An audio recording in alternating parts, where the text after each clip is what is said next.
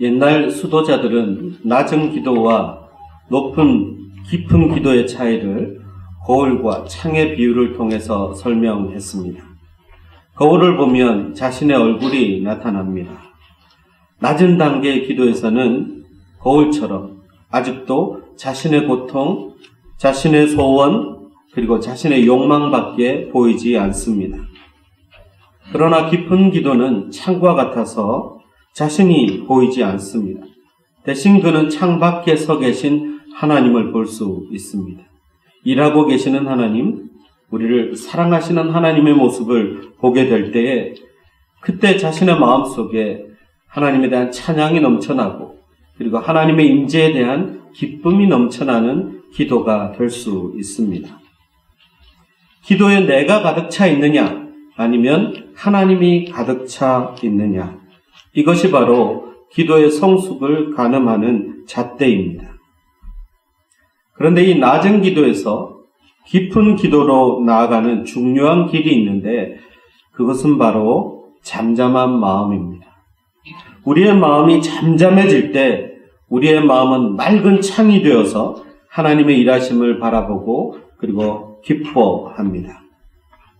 그 반대로 우리의 마음이 매우 분주한 마음이 되어버리고 거기에 미움, 다툼, 시기, 질투가 끼어버리면 하나님이 보이지 않습니다. 그리고 내 문제만 보이고 내 소원만, 내 고통만 보이고 우리의 기도가 깊은 경지로 나아갈 수 없게 되는 것입니다. 우리의 기도는 어떻습니까? 자기만 보입니까? 아니면 하나님이 보이십니까? 우리의 마음은 어떻습니까? 잠잠한 가운데 하나님이 역사하시는 것을 보며 순종할 준비가 되어 있습니까? 아니면 여전히 내 마음속은 전쟁터와 같습니까? 오늘 본문 야고보서는 그리스도의 신앙과 인격에 대해서 강조하고 있는 말씀입니다. 우리의 신앙 인격이 성숙해야 한다는 것을 가르쳐주는 말씀인데요. 우리의 신앙이 성숙하는 것은 얼마나 예수를 오래 믿었느냐 하는 것과는 크게 관여되지가 않습니다. 앞에서는 기도의 예만 들었지만 말씀을 묵상할 때도 더욱 깊게 말씀을 묵상해서 하나님의 지혜가 내게 계속 올 수 있다면 그 믿음은 괜찮은 믿음입니다. 왜냐하면 그의 속에는 계속 하나님이 가득 찰 수 있기 때문입니다. 하지만 그렇지 않은 사람들에게서는 무엇을 해도 그 삶 속에서 세상의 냄새만 나게 되어 있습니다. 그 차이는 매우 큰 것입니다. 우리들의 삶 속에 하나님이 가득 차 있느냐 아니면 세상이 가득 차 있느냐. 오늘은 하나님의 지혜가 가득 찬 사람 그리고 세상의 지혜가 가득 찬 사람, 그렇게 성경 말씀이 비교를 하고 있습니다. 우리가 세상이라고 하는 것은 하나님을 인정하지 않는 불신의 체계를 말하는 것이죠. 하나님의 지혜가 가득 찬 사람은 어떻고 세상의 지혜가 가득 찬 사람은 어떤지, 그리고 또 우리가 어떻게 하면 하나님의 지혜가 가득 찬 사람, 하나님의 지혜가 가득 찬 교회가 될 수 있는지 함께 생각해 보려고 합니다. 하나님의 지혜가 가득 찬 사람들의 특징을 오늘 성경은 선행과 온유와 겸손이라고 그렇게 말하고 있습니다. 오늘 본문에 온유라고 되어 있는 말을 옛 성경에서는 겸손이라고 번역했습니다. NIV 성경에서도 humility라고 그렇게 적고 있습니다. 그러므로 겸손히 선행을 행하는 것이 바로 하나님의 지혜를 가진 사람들의 특징입니다. 하나님의 지혜는 결코 요란스럽게 사람들에게 드러나지 않습니다. 아주 겸손히, 조용히, 그러나 바르게 그렇게 움직이는 것이 바로 하나님의 지혜다, 이렇게 말씀드릴 수 있습니다. 하나님의 지혜를 가진 사람들, 겸손하게 선한 일을 도모합니다. 생각해보면 겸손하지 않으면 결코 선한 일을 할 수 없습니다. 겸손하지 않은 사람이 일을 하면 선한 일도 선하지 않게 되는 것을 보게 됩니다. 하나님은 겸손한 사람을 쓰십니다. 하나님은 겸손한 기도에 응답하십니다. 하나님은 교만한 자를 물리치시고 겸손한 자를 가까이 하신다고 바로 야고보서 4장 6절에 말씀하고 계십니다. 또한 잠언 11장 2절을 보면 더욱더 정확하게 묘사가 되어 있습니다. 교만이 오면 욕도 오거니와 겸손한 자에게는 지혜가 있느니라. 겸손한 자에게는 하나님이 하나님의 지혜를 허락하신다는 말씀입니다.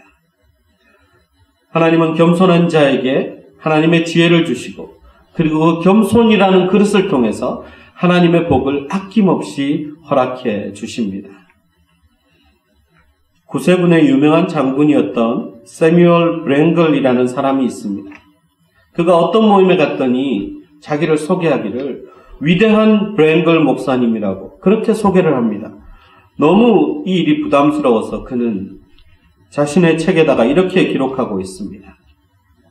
내가 그들의 눈에는 위대한 사람으로 보였을지 모르나 나와 함께 계신 주님은 계속해서 내가 아무것도 아니라는 것을 알게 해주신다. 내 자신의 눈에도 역시 내가 실로 아무것도 아님을 주님께서 계속 친절하게 가르쳐 주신다. 그렇게 얘기하면서 한 예를 듭니다. 도끼는 자기가 나무를 잘랐다고 뽐낼 수 없다. 그것은 나무꾼만이 할 수 있는 일이다. 나무꾼이 도끼를 만들었고 그것을 날카롭게 했으며 그것을 사용해서 나무를 베었는데 나무꾼이 그 도끼를 옆으로 던져놓는 순간 그 도끼는 고철에 불과한 것인데 결코 도끼가 자기 자신을 자랑할 수 없다. 나는 언제나 이것을 생각하며 겸손을 잊지 않는다. 그렇게 이야기합니다. 여러분, 우리는 하나님 손에 들려졌을 때만 선한 일에 사용될 수 있습니다. 하나님 손에 들려졌을 때만 위대한 일꾼으로 쓰임받을 수 있습니다. 그래서 언제나 우리는 겸손히 기도해야 합니다. 기도하지 않는 사람들은 겸손하지 않은 사람들입니다. 왜 기도하지 않을까요? 자기를 믿기 때문입니다. 내 힘으로도 할 수 있다고 생각하기 때문입니다. 은혜가 필요 없고 내 힘과 내 능력으로 무엇이든 할 수 있다고 생각하는 사람, 그는 결코 겸손하지 않습니다. 왜냐하면 이것이 바로 교만이기 때문에 그렇습니다. 교만과 겸손은 같이 할 수가 없는 것입니다. 여러분, 겸손이 얼마나 중요합니까? 겸손한 인생은 하나님이 마음끝으로서 사용하시는데 겸손하지 않은 인생, 교만한 인생은 어떤 인생을 살아갈지 모릅니다. 강도욱이라는 교육자이자 교회 믿음 좋은 장로님이 계셨습니다.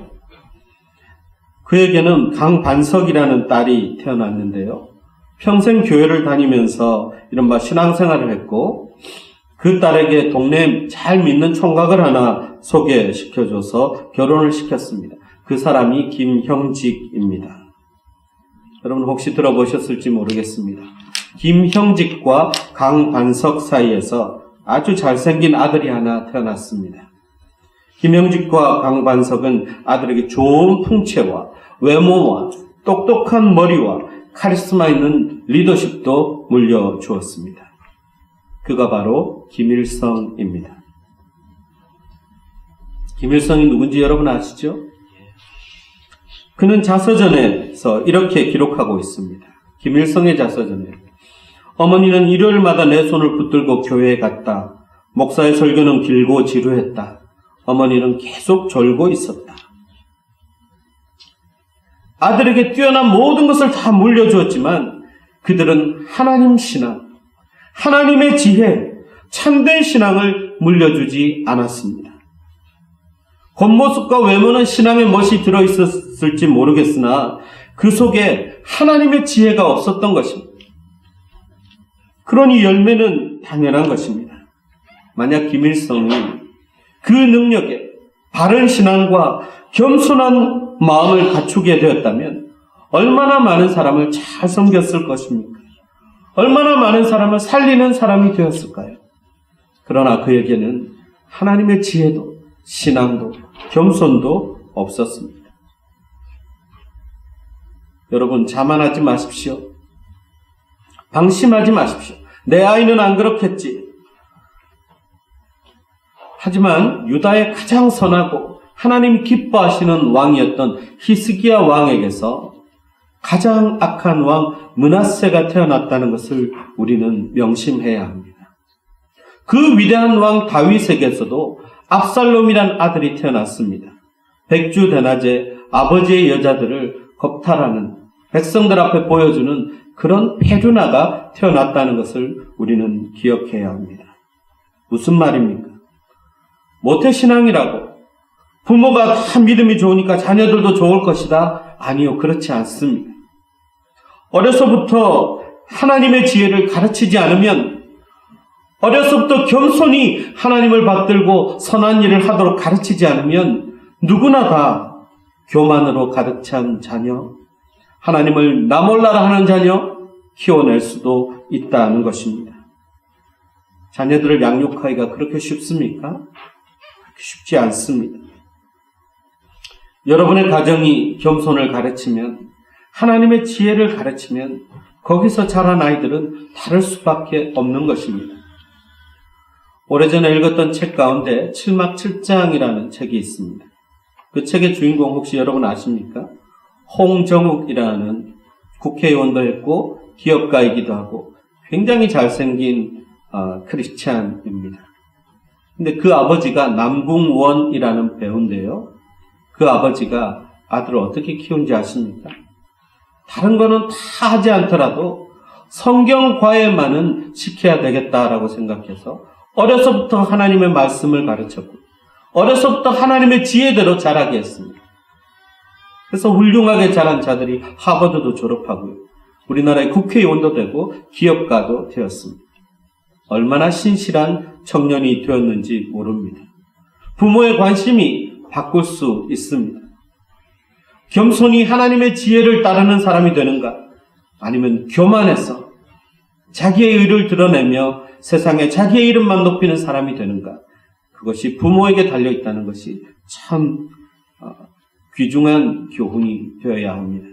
잊지 말아야 합니다. 하나님의 지혜는 그런 것입니다. 반대로 세상의 지혜도 있습니다.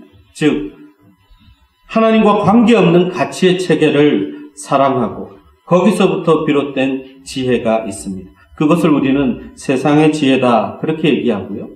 땅 위의 것이다, 정욕의 것, 귀신의 것이라고 오늘 성경은 얘기하고 있습니다. 이 세상의 지혜가 충만한 곳에는 무엇이 나타나느냐? 교만과 자기 자랑과 다툼과 혼란이 생깁니다. 그러니까 하나님의 지혜가 충만한 삶하고는 너무나 대조적인 것을 볼 수 있습니다. 겸손이 없으니 당연히 교만하겠죠. 하나님의 지혜가 없으니 당연히 자기 지혜를 자랑할 것입니다. 자기 의가 충만해서 자기 의와 다른 사람의 의가 계속 부딪히니까 어떤 결과가 나타날까요? 시기와 미움과 다툼과 질투와 편견과 거짓 등이 나타난다고 오늘 성경은 이야기하고 있습니다. 교회 안에만 있으면 하나님의 지혜가 항상 충만합니까? 그리고 세상에 있으면 항상 세상의 지혜만 충만합니까? 그렇지 않습니다. 우리가 어디에 있느냐가 중요한 것이 아니라 우리가 무엇을 바라보며 무엇을 쫓아가느냐가 중요한 것입니다. 교회 안에 있으면서도 자기 고집을 부리는 사람이 있을 수 있습니다. 공동체를 흔들고 파괴하고 남에게 상처 주는 사람도 있을 수 있습니다. 그런 분들을 우리가 아주 잘 돌봐야 하는데요. 하나님의 지혜로 바뀔 수 있습니다. 하나님의 지혜로 모든 상황을 변화시킬 수 있습니다. 그런데 여러분, 우리가 어떻게 그것을 분별할 수 있습니까? 이게 세상의 지혜인지 하나님의 지혜인지. 대부분은 열매를 보면 알 수가 있습니다. 그 삶의 열매들을 보면 이분이 정말 하나님의 지혜를 쫓아가는지 아니면 세상의 지혜를 쫓아가는지 알 수 있다는 것이죠. 17절을 보니까 이렇게 적혀 있습니다. 성결, 화평, 관용, 양순, 긍휼. 이런 열매들은 무엇의 열매입니까? 세상의 열매입니까? 하나님의 지혜의 열매입니까? 하나님의 지혜의 열매입니다. 하나님의 지혜를 쫓아가는 사람들에게는 성결과 화평과 관용과 양순과 이런 열매들이 맺히는 것입니다. 성결이 무엇이죠? 하나님 앞에 깨끗하게 설 수 있는 삶을 말합니다. 화평이 무엇입니까? 주위 사람들과 평화롭게 잘 지내는 것입니다. 우리가 만약 하나님의 지혜를 쫓아간다면 우리는 하나님 앞에 언제든 부끄럼 없이 나올 수 있습니다. 그리고 마치 창을 통해서 보는 것처럼 깨끗하게 하나님을 볼 수 있고 하나님의 지혜를 쫓아가다 보면 내 삶에 하나님이 주신 평화가 가득 찬 것을 알 수 있습니다. 여러분, 지금 여러분의 주위를 한번 둘러보십시오. 여러분 때문에 여러분의 주변이 평화롭습니까? 아니면 분열과 다툼과 혼란이 있습니까? 만약 내가 속한 공동체나 가정이 늘 시끄럽고 다툼과 혼란과 악한 일들이 반복이 된다면 그 뿌리를 점검해 봐야 합니다. 어쩌면 세상의 지혜를 내가 쫓아가고 있을지도 모릅니다. 빨리 되돌아보고 우리의 기도를 점검하고 말씀을 점검해야 합니다. 그래서 내 삶 가운데 하나님의 지혜와 그로 인한 아름다운 열매들이 맺히도록 해야 하는 것입니다. 하나님의 지혜의 말씀에 우리를 의탁해야 합니다. 지금 야고보가 왜 이런 얘기를 하고 있는 줄 아십니까? 이 이야기를 듣고 있는 유대인들 중 바리새인들과 서기관들, 율법사들은 율법이라는 그런 영적인 지식이 꽉 차 있는 사람들입니다. 겉으로는 너무나 종교적인 행위를 하는 사람들입니다. 그러나 그 믿음과 그 열심으로 다른 사람들을 실족시키고 하나님의 지혜, 그런 사람들이 아니라 세상의 지혜로 가득 차 있었기 때문에 이들의 삶 가운데 평화가 없어요. 화평이 없어요. 주변에 있는 사람들 실족시키고 상처 입게 하는 그런 삶을 살았기 때문에 지금 야고보 사도는 이렇게 신랄하게 이야기하고 있습니다. 너희들의 열매를 보라. 그 열매가 너희들이 과연 하나님의 지혜를 쫓아가는지 세상의 지혜에 빠진 사람인지 보여준다는 것입니다. 영국 의학계에서 토피라는 그런 용어를 만들어냈습니다. thin outside, fat inside, 그런 뜻입니다. 겉으로 보면 굉장히 날씬한데 속으로는 지방이 꽉 껴있다는 그런 뜻입니다. 그걸 토피라고 그렇게 얘기합니다. 소위 쉽게 말하면 내장 비만이죠. 겉은 날씬하고 아주 멋진데 속으로는 병이 들어가는 것입니다. 심각한 것입니다. 오늘 본문에서 이야기하는 이 바리새인과 율법사 서기관들은 겉으로는 완벽한 신앙인이었습니다. 그러나 그 안에는 영적인 교만들이 더덕더덕 붙어 있었습니다. 그들을 좀먹게 하는 것이었습니다. 여러분, 우리가 무엇을 자랑합니까? 예수를 오래 믿은 것을 자랑합니까? 내가 교회에서 얼마나 많이 봉사를 했는지를 자랑합니까? 물론 그것들은 다 귀한 것입니다. 그러나 그것이 자기 자랑이 되고 교만이 되면 우리의 영적인 삶 가운데 지방처럼 교만으로 자리 잡게 됩니다. 그 오랜 봉사와 신앙의 경력들이 다 무색해져 버립니다. 겸손이 없으면 우리 가운데 교만이 그렇게 자리 잡게 된다는 것입니다. 겸손이 우리 삶 가운데서 기름을 제거합니다. 다른 말로 교만을 없앱니다. 겸손이 없으면 우리의 영적인 삶에도 군데군데 교만과 자랑이 끼어들게 되어 있습니다. 하나님의 지혜가 아닌 세상의 지혜가 고개를 들게 되어 있습니다. 여러분, 이것은 여러분의 개인적인 신앙생활뿐만 아니라 교회에서도 똑같은 적용을 할 수 있습니다. 하나님의 지혜대로 잘 순종하는 교회는 목사님도 교인들도 다 하나님의 지혜만 바라보고 같은 방향으로 나아가게 되어 있습니다. 다 겸손하니까 결코 시끄럽거나 혼란스럽지 않습니다.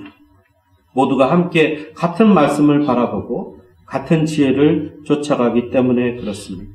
그런데 그렇지 못하고 시끄럽고 혼란스러운 교회를 보면요, 각자 자기가 옳다는 자기 의들이 난무합니다. 그리고 서로 충돌합니다. 거기에는 겸손도 없고 온유도 없고 상처와 아픔만 남게 되는 것입니다. 여러분, 우리 교회는 함께 서로 섬기며 겸손히 하나님의 지혜를 쫓아가는 교회가 되어야 합니다. 그렇게 되면 하나님의 지혜로 인한 열매들이 우리 교회에 가득 나타나게 될 것입니다. 다시 한번 확인해 드리죠. 어떤 열매입니까? 성결, 하나님 앞에 깨끗한 삶, 청결함을 유지하는 것이고요. 화평, 다른 사람들과 화목한 것입니다.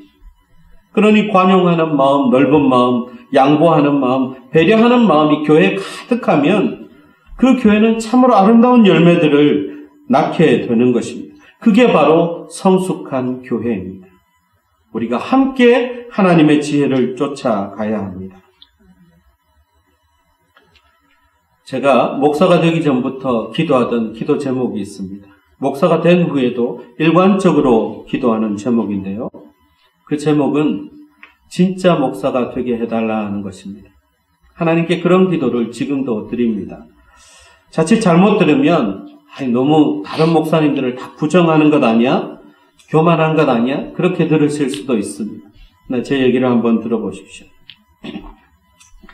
제가 자란 교회에서 제가 본 목사님 두 분이 계신데요. 원로 목사님이 계셨고, 그리고 중학교 때부터 제가 신학교 갈 때까지 제 멘토가 되어서 저를 성장하게 만들어준 목사님이 계십니다. 근데 제가 볼 때는 이 두 분 다 너무너무 진짜 목사님이셨어요. 그래서 저 목사님들처럼 영향력을 끼치는 목사가 되어야지, 그것이 제 기도 제목이 되었습니다. 저분들을 닮으면 하나님이 기뻐하시는 목회자가 될 수 있겠다라고 생각했던 것이죠. 지금은 돌아가셨지만 원로 목사님은요, 항상 웃는 분이었어요. KFC 할아버지처럼 아주 인자한 미소를 가지고 목소리도 얼마나 따뜻했는지 모릅니다. 그래서 제가 아주 어렸는데도 제 기억 속에 그 목사님을 통해서 받은 인상은 뭐냐면, 교회는 참 따뜻한 곳이구나. 저런 어른들이 있으니까 얼마나 따뜻한 곳이에요. 아마도 어린 마음에 그런 생각이 들었던 것 같습니다. 제 기억에 그 목사님은 크게 무리한 일을 진행하신 적도 없었고요. 그 목사님이 은퇴하실 때까지 교회에 시끄러운 일이나 다투는 일이나 분열이나 이런 것을 본 적이 없습니다. 그래서 언제나 교회는 좋은 곳이었고 따뜻한 곳이었고 좋은 어른들을 만나는 곳으로 제게 각인이 되었습니다. 여러분, 이게 얼마나 큰 목회 자산이 되었는지 모릅니다. 목사님에게 교회를 크게 부흥시킬 카리스마는 없었는지 모르나 교회를 언제나 화평하게 만드는 하나님의 지혜가 있었고 하나님의 겸손함이 목사님에게 있었던 것이죠. 그런가 하면 중학교 때부터 제가 신학교 갈 때까지 제 영적인 성장을 도와주셨던 목사님이 계셨는데요. 이 목사님에 대해서 제가 더 존경하게 된 것은 나중이었습니다. 신학교를 졸업한 이후였어요. 그때 우리 노회에서 부교역자들을 다 모아다가 그 부교역자들을 교육을 시키는 프로그램이 있었습니다. 노회 어른들 목사님들이 이 부교역자들, 전도사님들을 모아놓고 목회에 대해서 귀한 가르침을 주는 시간이었는데, 하필은 그때 당시 노회에서 가장 힘들고 그리고 까다로운 목사님이 계셨어요. 그분이 교육을 시키면서 이 말씀을 하셨습니다. 내 후배지만 내가 존경하는 목사가 있다. 교회에서 당회를 하는데 목사님이 내신 의견에 장로님들이 다 반대를 하는 바람에 이 목사님이 충격을 받았는데, 말 없이 기도원으로 들어가서 기도하고 나와서 다시 당회를 했는데 당회 분위기가 확 바뀌어 있었다. 여러분도 혹시 목회하다가 부딪히면 사람을 상대하지 말고 하나님을 상대하라 하면서 그 목사님을 소개해 줬는데, 그 목사님이 바로 우리 교회 목사님이셨어요. 제 멘토인 바로 그 목사님이셨습니다. 듣는 제가 얼마나 감격스러웠는지 몰라요. 얼마나 마음에 뿌듯했는지 모릅니다. 겸손한 사람은 자기 능력을 의지하지 않고 모든 일을 하나님 앞에 의탁하는 사람입니다. 그리고 겸손한 사람은 하나님도 인정하시고 사람도 인정해 줍니다. 교회가 화평이 넘치는 교회가 되어야 한다는 것. 무슨 일이 있어도 겸손히 하나님 앞에 무릎 꿇어야 한다는 것. 저는 이 두 분 목사님들을 통해서 배웠습니다. 이 목사님들을 멘토로 두었기 때문에 저도 그분들을 닮고 싶다는 의미에서 지금도 기도하고 있습니다. 아직 많이 안 닮았기 때문에 아직도 기도하고 있습니다. 여전히 진짜 목사가 되는 것이 저의 기도 제목입니다. 겸손한 성도, 겸손한 목사가 서로 섬기는 교회는 다툼도 시기도 혼란도 없습니다. 제가 본 교회의 모습이 하나님의 지혜로 인해서 화평이 있는 교회였다는 것이 그게 얼마나 감사한지 모릅니다. 여러분, 제가 만약 교회 분열이 있고 다툼이 있고 싸우는 교회에서 자랐다면 제가 목사가 되고 싶었겠습니까? 겸손히 무릎 꿇고 하나님 앞에 기도하는 목회자가 아니라 성도들과 다투는 목회자를 제가 보고 자랐다면 제가 그분들 보면서 목회자가 되고 싶은 꿈을 키울 수 있었겠습니까? 하나님이 주신 지혜를 따라 교회를 화평한 교회로 만들어 가신 그 선배 목사님들을 보며 제 마음속에도 꿈이 자란 것입니다. 나도 화평한 교회를 만들어야지. 어린아이들도 와서 교회에서 만나는 어른들을 보고 아, 교회는 참 따뜻한 곳이구나, 참 좋은 곳이구나 생각할 수 있는 그런 교회를 만들어야지. 그런 꿈을 갖게 된 것입니다. 하나님의 지혜가 없는 삶, 하나님의 지혜가 없는 인생, 하나님의 지혜가 없는 교회에서는 혼란과 무질서가 있을 뿐입니다. 겸손이 아닌 자기 자랑, 교만이 있으면 다툼이 있기 마련입니다. 왜 싸웁니까? 자기 의가 살아있기 때문입니다. 그러나 다툼과 시기가 있는 가정이라 할지라도, 교회라 할지라도 하나님의 지혜를 받아들이고 그리고 그 지혜를 따라가면 얼마든지 바뀔 수 있습니다. 깊이 있는 기도를 드려야 합니다. 하나님을 깊이 만나서 하나님의 지혜를 받아야죠. 깊이 있게 말씀을 묵상해야 합니다. 하나님의 지혜를 깊이 있게 만나고 그 말씀을 붙잡고 그 말씀을 따라갈 때 하나님은 우리를 깊이 있게 다루십니다. 우리를 변화시킵니다. 하나님의 지혜를 받아서 겸손히 실천하는 사람, 하나님의 지혜를 받아서 선한 일을 하는 사람, 교회로 하나님이 바꾸십니다. 므낫세, 앞에서 제가 언급했던 므낫세는 얼마나 악한 왕이었습니까? 그런데 이 므낫세가 결박되어서 바벨론으로 잡혀갑니다. 하지만 그 감옥에서 그는 무릎 꿇고 하나님 앞에 기도합니다. 겸비하여 하나님 앞에 다시 기도했을 때 하나님께서 그를 회복시키십니다. 다시 유다로 돌아와서 잃어버린 줄 알았던 왕위에 거하게 됩니다. 하나님은 그런 분입니다. 우리가 잠깐 세상의 지혜에 속고 세상의 지혜를 사랑했다 할지라도 다시 겸손히 하나님 앞으로 와서 하나님의 지혜를 붙들면 하나님은 그 인생을 변화시킵니다. 회복시킵니다. 다시 하나님의 사람으로, 하나님의 가정으로, 하나님의 교회로 하나님은 만들어 주십니다. 오늘 우리가 화평한 교회가 된다는 것이 무슨 의미가 있습니까? 본문 마지막 절에 이렇게 결론을 짓습니다. 화평하게 하는 자들은 화평으로 심어 의의 열매를 거두느니라. 우리가 화평한 교회를 만들면 이 교회를 다녀간 모든 사람들, 이 교회에서 자라나는 아이들이 화평한 교회를 꿈꾸게 될 것입니다. 그리고 그것은 현실이 될 것입니다. 그게 의의 열매입니다. 우리의 후손들이 화평한 교회를 다니는 행복이 주어질 것입니다. 여러분, 여러분의 삶에 겸손과 화평이 넘치시길 축원합니다. 언제나 하나님의 지혜를 구하며 따르기를 바랍니다. 기도로 하나님의 지혜를 구하며 말씀으로 하나님의 지혜를 보고 그리고 그 말씀을 받고 겸손과 선행으로 그것을 실천할 때 참된 하나님의 화평이 우리 가운데 이루어질 것입니다. 기도하겠습니다.